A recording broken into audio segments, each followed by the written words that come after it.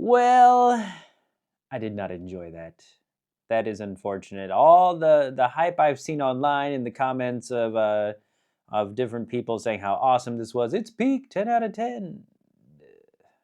No, it was not. I got my hopes up after what episode was it? I'm looking here. Episode 6. Yeah. When we get the guy, he comes out, the substitute president says, I am God. I'm like, okay, finally. They're getting serious. We're going to get some answers about things, maybe a real person to fight here. And then we jump into episode 7. Oh, no, that's just what I call myself. Call me God. You're not God. All right. So we're not taking things seriously. We do get the story of what's his face, Otanashi, how he died on the subway.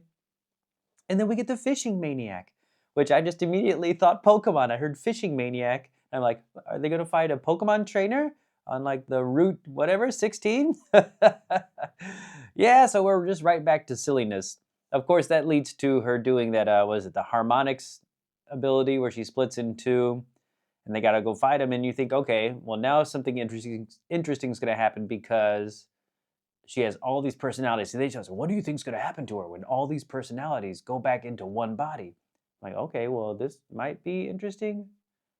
No, nothing really happened. Am I right there? Did I miss something? I'm like, okay, she's just normal, weird angel that she's always been. So that's just, uh, yeah. There's so much I did not like. I hate talking about things I don't like because it just sounds like you're complaining. But I have some gripes about this stuff. They have to go back down into the guild, right? And they got the whole team with them, and then they just realize, wait, if we just fall on the clones and pin them down, the rest of us can run by. It doesn't matter because if you die, you don't die. You just come right back. So doing these missions, and especially the ones down in the guild and people getting killed, it's like it felt like a video game where you have things to use or people on your squad. And even if they all die in the mission, except for one who gets to the end and beats the boss, oh, all your squad members come back after for the next mission anyway. So it doesn't matter that they died, which means I don't care if they died, and I don't get emotionally invested, or which I guess you're not supposed to, right? This show is so it goes from goofy to serious, and it just made me not care about so many of the characters. Even when we got to the end about saying goodbye to some of them, which we'll get to. So she absorbs all the clones. What are we going to now? Episode 9. We look back at the crash, and we see he wanted to be an organ donor and help everybody out, and da. And he agrees to help. What's her face? Angel help everybody move on, cross over, get obliterated. Which I still don't like that term. Obliterated sounds like a big deal. But it does lead to a nice moment. Episode 10. And again, I don't know the girl's name. The one who took over for the rock band with the sharp little teeth. And it was funny. She's like, when I was laying in the hospital, I wanted to, what was the first one she said? I don't even, baseball. I want to hit a home run. And I want to get past 5 people on a soccer field. And I want to do wrestling. Oh, and I want to get married. And that had some moments. The soccer, I like the soccer game or the soccer, trial where she had to get by the 5 guys. That was pretty funny. That made me chuckle. What was the other one? Home run, trying forever. Meh. But then they hit you with the feels with the one part where she says she wants to get married. And the guy has that big long speech. He's like, I don't care. You can't move. You're stuck in a chair. You can't walk. I'll be there for you if you just say yes to me. And that was very nice. That was very, very nice. But it's the kind of scene where you have emotions just because of the music and how he's saying it. I couldn't tell you either of those people's names. Didn't know, didn't care to learn their names. It was just an emotional moment that could have been with anybody. So I guess you get a point for getting me in the feels, but once it was over, you're like, all right, well, that's done. Then we go to episode 11, and I'm still wondering at this time, I'm like, what's this show? How are they going to end this? They're almost done here. Then we get the shadow monsters. I'm like, okay, this is something. This is something. But then, who is it? Yuri figures out, which I don't know how she knows this, that it's a computer program. She just assumes, oh, it's a computer program like Angel.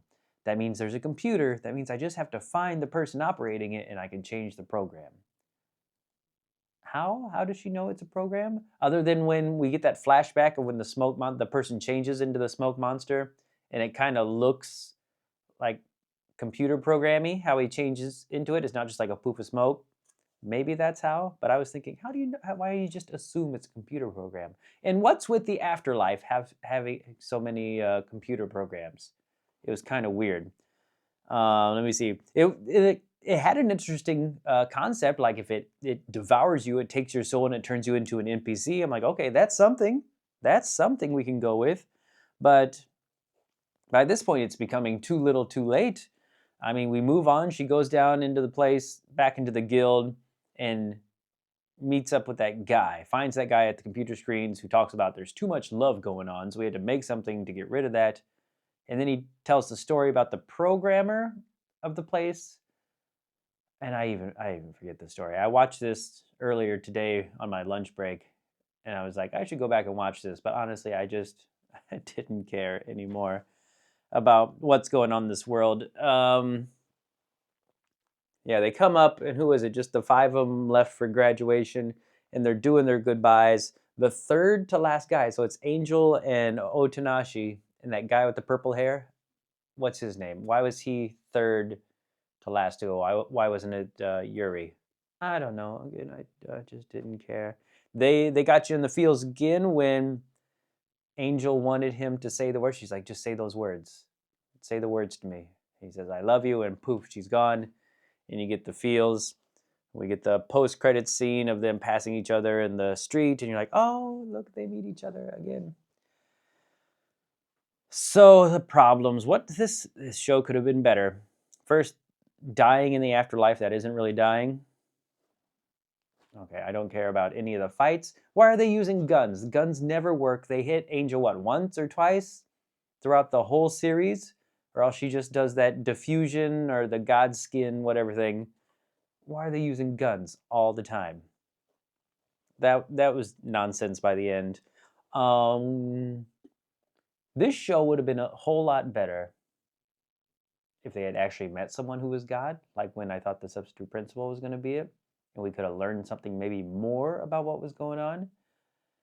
If it had been something about like them all arriving there and having amnesia, not being able to recall their stories and what they needed to do to move on, if they all had to come together to fight a common enemy that was stopping them from remembering life, and once they defeated that, maybe halfway through, and then they could work on what they needed to do to move on. That probably would have been made everything more meaningful, emotional, had more weight to the moments where some of them are getting obliterated. Like the first music girl who disappears on stage, didn't care. All right, bye.